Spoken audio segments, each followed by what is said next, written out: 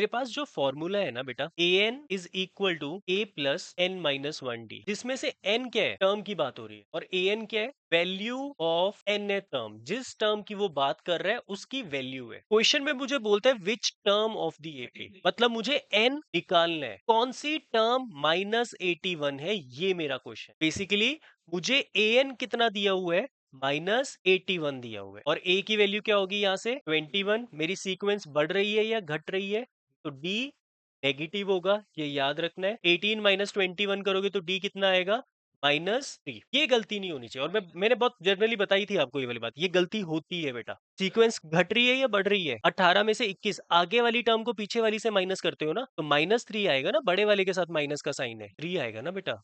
18 में से 21 माइनस करोगे तो 3 आता है। 19, 20 और 21, फर्क चाहे 19, 20 का है, बट आंसर -3 आ रहा है, तो डी मेरा -3 आ जाएगा। तो ए एन का फॉर्मूला होगा a plus N minus one d. इस बार मुझे ए एन दिया हुआ है, a की वैल्यू b दी हुई है, बट n मुझे निकालना है क्योंकि क्वेश्चन में बोले विच टर्म, और d मेरे को -3 दिया हुआ है। तो इस 21 को चाहे इधर ले जाओ, -81 -21 is equal to n minus one -3, चाहे तो -3 को दोनों से मल्टीप्लाई कर दो, -102 equal to n minus one -3। मैं ना इनको कभी मल्टीप्लाई नहीं करता, ये वाली चीज हमेशा इससे कटेगी, ठीक है, हमेशा कटती है, ऐसा भी नहीं कि एक बार कटेगी, ऑलवेज कटेगी। 34, तो 34 equal to n minus one, तो n की वैल्यू आ जाएगी 35। मैं आपको एक चीज बताता हूँ, जो आपका n होता है ना बेटा, बड़ी इंपॉर्टेंट चीज है। एन का मतलब क्या है, टर्म, है ना। अब मुझे एक चीज बताओ, क्या कभी जीरो वाली कोई टर्म होती है, जीरोथ टर्म, टर्म शुरू किससे होती है, 1 से, तो जो एन की वैल्यू है वो स्टार्ट किससे होती है, 1 से। क्या कभी आधी टर्म होती है, फ्रैक्शन में टर्म हो सकती है,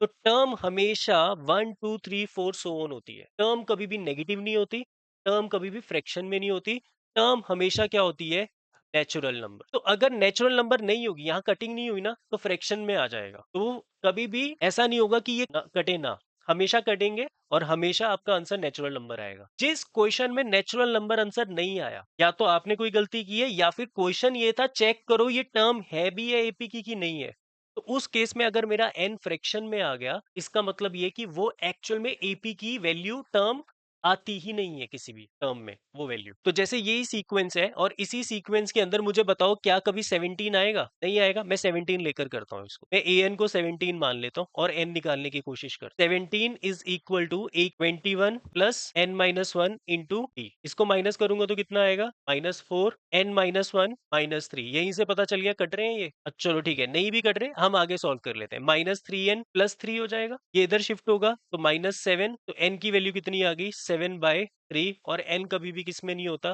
फ्रैक्शन में नहीं होता। क्यों, क्योंकि ये एपी की ये जो वैल्यू है 17, इसमें इंक्लूड ही नहीं करती, हमने खुद से एक टर्म बीच में डाल दी, वो जो कि एपी की नहीं है। क्लियर हो रही है वाली बात है। अब बोल रहे हैं also is any term zero, क्या कोई टर्म जीरो है, तो अब आप पता है क्या करो, ए एन को क्या ले लो, जीरो, और जीरो लेकर एन की वैल्यू चेक करो। अगर आपका एन नेचुरल नंबर आया तो हाँ टर्म है, और अगर आपका एन नेचुरल नंबर नहीं आया तो वो इस एपी की टर्म नहीं है। चेक करो फटाफट। तो मेरे पास फॉर्मूला है A N is equal to A plus N minus one D. A N की वैल्यू 0 है इस बार, ए की वैल्यू 21 है, और एन मुझे निकालना है, डी की वैल्यू -3 है। 21 इधर शिफ्ट होगा तो -21 is equal to n minus one into -3, और देखो ये हमेशा की तरह कैंसल आउट हो गया। तो 7 is equal to n minus one, तो एन की वैल्यू कितनी आ जाएगी, 7 plus one which is equal to 8। तो मतलब ये इसकी टर्म है। क्लियर होगी वाली चीजें।